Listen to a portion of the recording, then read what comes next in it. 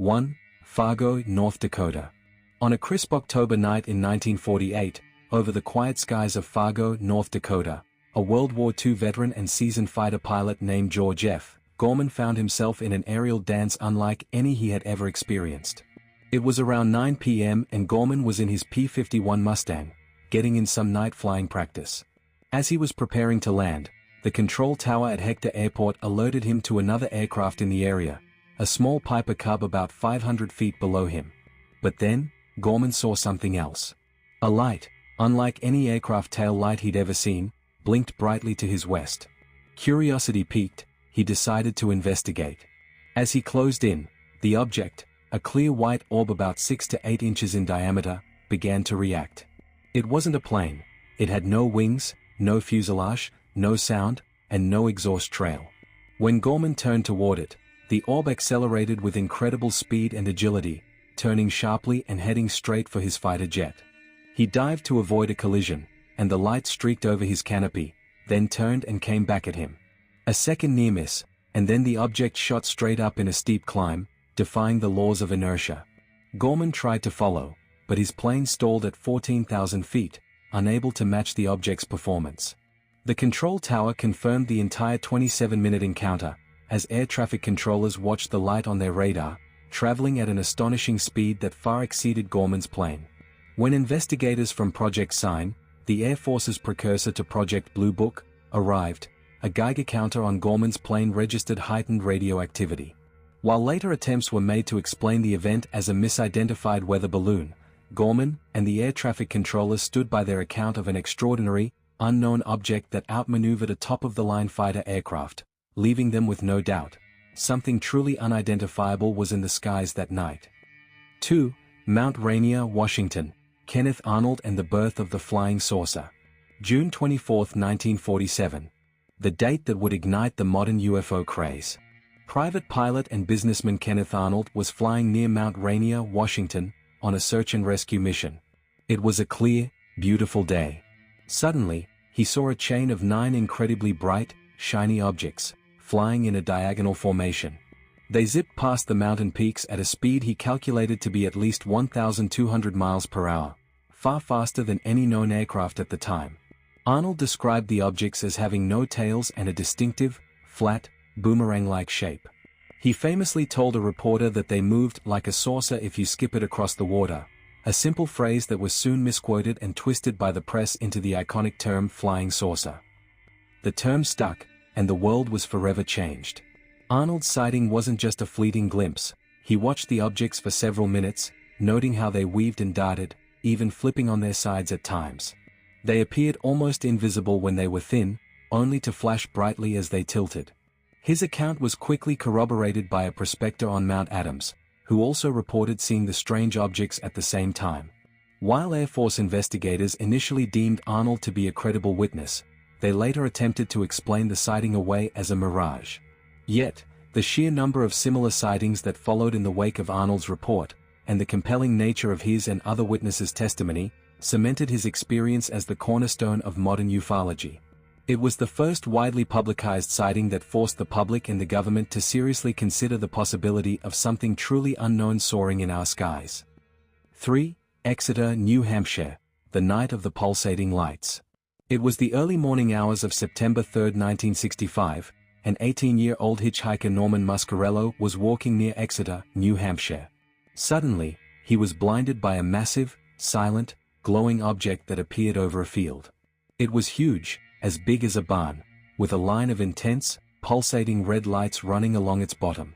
Terrified, Muscarello scrambled into a ditch to hide, but the object descended, rocking back and forth just 100 feet away, its lights throbbing with an otherworldly rhythm.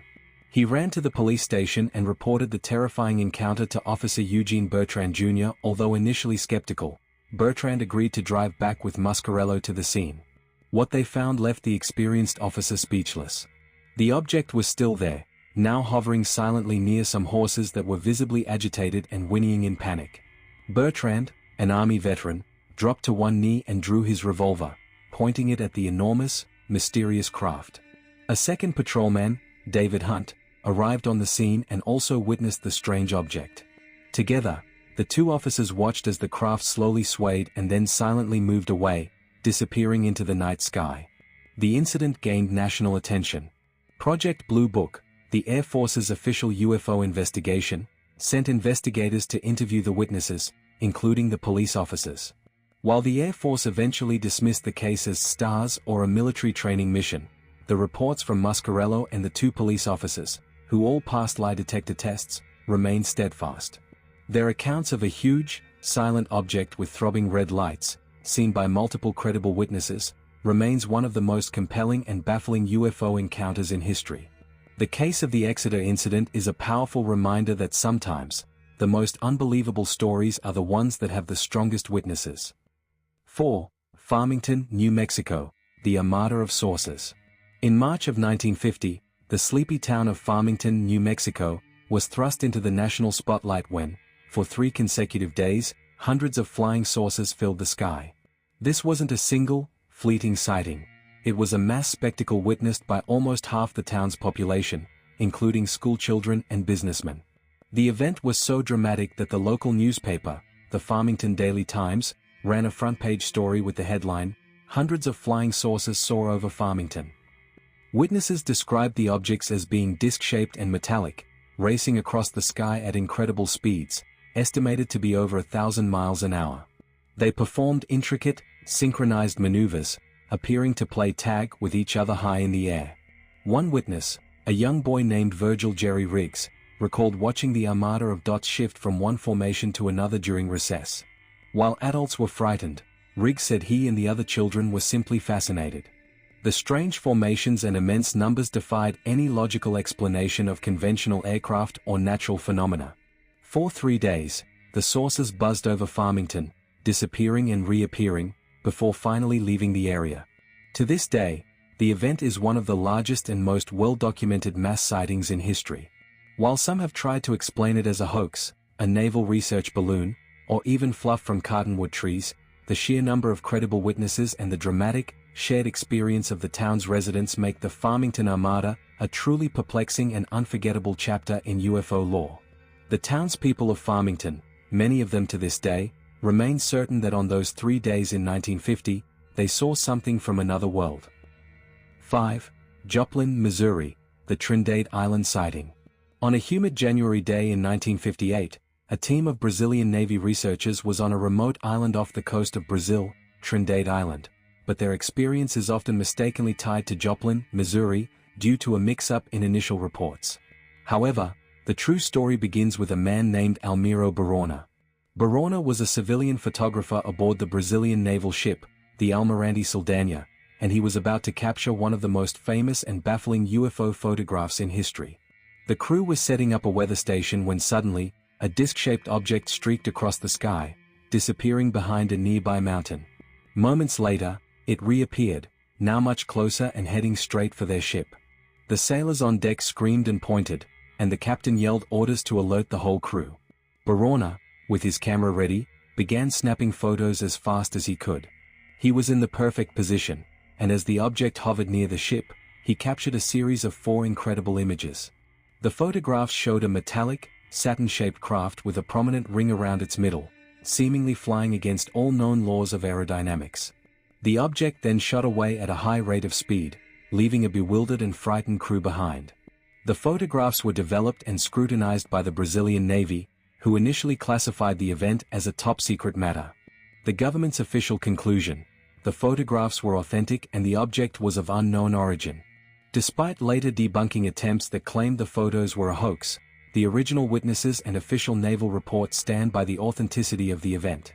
The Trinidad Island UFO photos remain a powerful piece of evidence, a moment when an entire naval crew and an expert photographer all saw the same impossible thing, and managed to capture it for the world to see.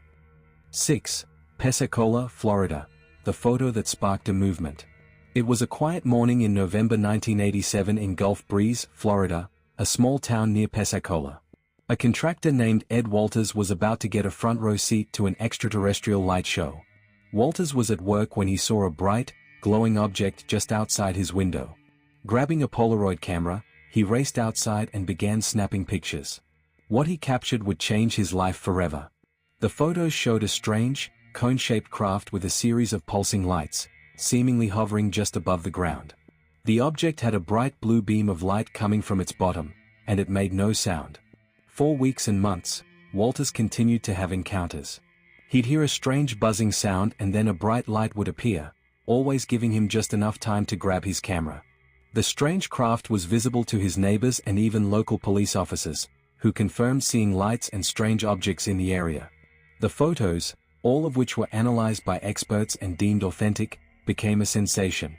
They were published in newspapers and magazines around the world, making the Gulf Breeze sightings one of the most famous UFO cases of the 20th century. However, the story took a dark turn when a group of skeptics attempted to debunk the sightings, claiming the photos were a hoax. They found a model of the UFO in a home once rented by Walters, suggesting he had faked the encounters. But Walters and other witnesses stood their ground, pointing out that many others had also seen the same objects. The events had a lasting impact on the community, with many residents coming forward with their own stories of strange lights and close encounters. The Pensacola UFO sightings remain a deeply divided case, with many believing Walters to be a genuine witness and others certain it was a complex hoax. What is certain is that the events in Gulf Breeze ignited a firestorm of debate, forcing people to confront the possibility that we are not alone. 7. Point Pleasant, West Virginia. The Mothman Encounters. The strange happenings in Point Pleasant, West Virginia, in 1966 and 1967, are often associated with UFOs, but they center around a terrifying, winged creature with glowing red eyes, the Mothman. The sightings began in November 1966, when two young couples were driving through the countryside. As they passed an abandoned munitions plant, they saw a massive, man-sized creature with 10-foot wings and piercing red eyes emerge from the darkness. Petrified, they sped off, only to have the creature fly directly over their car, a silent and menacing shadow.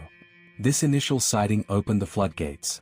For the next 13 months, hundreds of people in the Point Pleasant area reported seeing the same terrifying entity. It wasn't just a physical encounter. The sightings were often accompanied by strange, buzzing sounds, interference with car radios and telephones, and a feeling of dread. Witnesses described the creature as having no head, with its eyes set into its chest, and it moved with an unnatural speed and silence. Even stranger, many of the Mothman sightings were linked to UFO activity in the area. People who saw the Mothman would also report seeing strange lights in the sky or experiencing mysterious men in black visiting their homes. This bizarre confluence of events reached a tragic peak on December 15, 1967, when the Silver Bridge, which connected Point Pleasant to Ohio, collapsed during rush hour, killing 46 people. Many locals and researchers believe the Mothman sightings were a harbinger of the disaster, a warning that something terrible was about to happen. To this day, the Mothman remains a fascinating, terrifying, and deeply mysterious figure, forever linked to the strange and unexplainable events that occurred in Point Pleasant, West Virginia. 8. Willamette Pass, Oregon. Trent Farm and the Flying Saucer Photo. In May 1950, a man named Paul Trent was out taking pictures of his farm in McMinnville, Oregon, a small town just outside of Willamette Pass. It was a beautiful, clear day. As he was preparing to head back to the house, his wife, Evelyn, shouted to him to look up. High above them, hovering silently in the sky, was a massive, metallic, disc-shaped object. Its shape was perfectly symmetrical, with a strange, antenna-like structure on its top. It was eerily quiet and appeared to be slowly rotating as it moved away. Paul quickly grabbed his camera and snapped 2 photos before the object vanished over the horizon. The photos were developed and shared with a local newspaper, and they soon went national, becoming some of the most famous UFO pictures ever taken. Known as the McMinnville photos, they were analyzed by dozens of experts over the years. The photo was studied by the Air Force's Project Blue Book, a photographic intelligence agency, and even later by renowned ufologists. All of them agreed on one thing: the photos were not a simple hoax. They showed no evidence of being a staged photograph, and the object appeared to be a genuine, 3-dimensional craft flying high above the ground. The Trent family, a quiet and respectable farming family, never sought fame or fortune from their experience. They simply told their story, standing by their account of what they saw that day. Although some later attempts were made to debunk the photos as a hubcap or a prop hanging from a wire, these theories have never fully held up to the rigorous analysis of the original negatives. The Trent photos remain one of the most compelling pieces of physical evidence in the history of ufology, a silent, black and white snapshot of something truly unknown, hovering over a simple family farm in rural Oregon. 9. Allegheny, Maine. The case of the alleged abduction. In October 1975, a group of 4 loggers working in the remote woods of Allegheny, Maine, were about to have an experience that would haunt them for the rest of their lives. Jack and Jim Weiner, along with their friends Charlie Foltz and Chuck Rack, were on a multi-day canoeing and camping trip. On their last night, they sat around a campfire, watching a bright, glowing object appear silently in the night sky. It was so bright they couldn't make out its shape. They tried to get its attention with a flashlight, but suddenly, the object sent a beam of light directly down at them. Terrified, the men dived into their canoes and paddled furiously away. The object followed them, a silent, ominous presence in the night. The next thing they knew, they were on the shore, back at their campsite. But something was wrong. The fire, which had been burning moments before, was now just a pile of cold embers. All 4 men had lost 2 hours of time. They had no memory of what happened in the intervening time. Years later, suffering from nightmares and anxiety, all 4 men underwent hypnotic regression therapy. Under hypnosis, their fragmented memories of those 2 missing hours were revealed, and their stories were eerily consistent. They all recounted being taken aboard the craft by strange beings with long necks, large eyes, and no mouths. They were subjected to a series of bizarre and terrifying medical examinations. All 4 men described being shown a strange holographic-like image of planets dying and a stark, foreboding message about the future of Earth. The loggers, who were not close friends and had little in common, all gave remarkably similar accounts of their experience, details they had no conscious memory of before the hypnosis. Their story is one of the most famous and well-documented cases of alien abduction, and for the 4 men from Allegheny, the experience wasn't a hoax, it was a real, and truly terrifying, encounter. 10. Grafton, North Dakota. The incident with the tractor. On a frigid night in December 1970, on a secluded farm near Grafton, North Dakota, a simple family was about to experience a close encounter that would leave them bewildered. The incident began when a farmer and his family noticed a bizarre light hovering over their fields. It was a silent, intense glow, and as they watched, it seemed to pulse and move with an unnatural, mechanical rhythm. The family's young son, who was with his father, described the object as looking like a tractor in the sky, with multiple lights and a strange, boxy shape. What followed was a terrifying display of its power. The object began to descend, and as it did, it sent out a strange beam of light that seemed to manipulate the air around it. Suddenly, a series of strange, guttural sounds emanated from the craft, and the family's livestock began to panic, running and screaming in the fields. The object then hovered over a nearby hay bale, and as they watched, the hay bale ignited in a flash of bright light, with no visible source of flame. The family, now terrified, raced back into their home, watching from the window as the strange craft silently floated back into the sky and vanished. The next day, when they investigated, they found the burned hay bale, but with no scorching on the ground around it. The event was later investigated, and while no official explanation was ever given, the family's story remains a powerful, personal account of a mysterious object with an unexplained ability to manipulate its environment. The Grafton incident is a lesser-known but deeply personal case, a reminder that the unknown can appear in the quietest, most unexpected of places. 11. Ashley, North Dakota. The Whistling Saucer of 1968. In the autumn of 1968, in the small, rural community of Ashley, North Dakota, a bizarre incident unfolded that was unlike any other.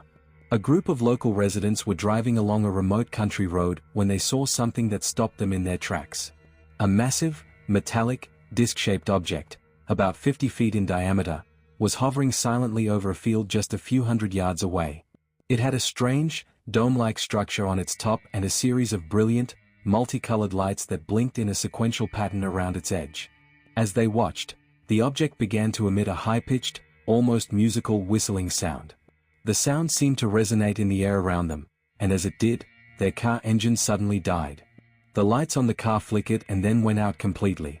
Terrified, the group huddled together, watching as the object slowly began to descend, coming to a stop just above the ground. It hovered for several minutes, its lights pulsating and the strange whistling sound echoing in the stillness of the night. Then, as suddenly as it had appeared, the object shot straight up into the sky with incredible speed, leaving a small, circular patch of scorched grass on the field below. When the group was able to restart their car, they found that their watches had stopped at the moment the engine died. While no official investigation was ever conducted, the shared experience of the witnesses and the inexplicable evidence left behind made the whistling saucer a memorable and deeply unnerving encounter for the community of Ashley. It remains a powerful testament to the idea that some things, no matter how unbelievable, simply have no earthly explanation.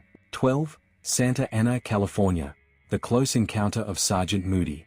On a warm June night in 1968, in a quiet neighborhood of Santa Ana, California, a police officer was about to become a reluctant witness to one of the most credible close encounters ever reported. Sergeant James Moody was on patrol when his car suddenly stalled. He got out to check the engine, and that's when he saw it. A massive, disc-shaped object, about 150 feet in diameter, was hovering just a few feet off the ground in a nearby field. Its surface was a dull, gray metal, and it had a series of strange, circular indentations running around its perimeter. What happened next was even more extraordinary. A ramp slowly descended from the bottom of the craft, and three tall, slender beings emerged. Moody described them as being around 7 feet tall, with pale skin and large, dark, emotionless eyes.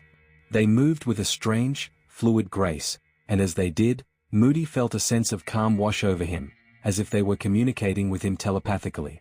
One of the beings turned to face him, and a strange, luminous ring appeared around its head.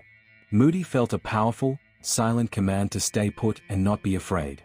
The beings walked around the craft for a few minutes before re-entering and ascending the ramp. The craft itself made a low, humming sound before silently lifting off the ground and shooting into the night sky at an impossible speed. Sergeant Moody, a respected and level-headed law enforcement officer, was so shaken by the experience that he initially kept it to himself. But his account was so consistent and detailed that it became a cornerstone of UFO lore. His story, told with the unwavering credibility of a trained observer, remains one of the most compelling pieces of evidence that something truly and profoundly alien is visiting our world.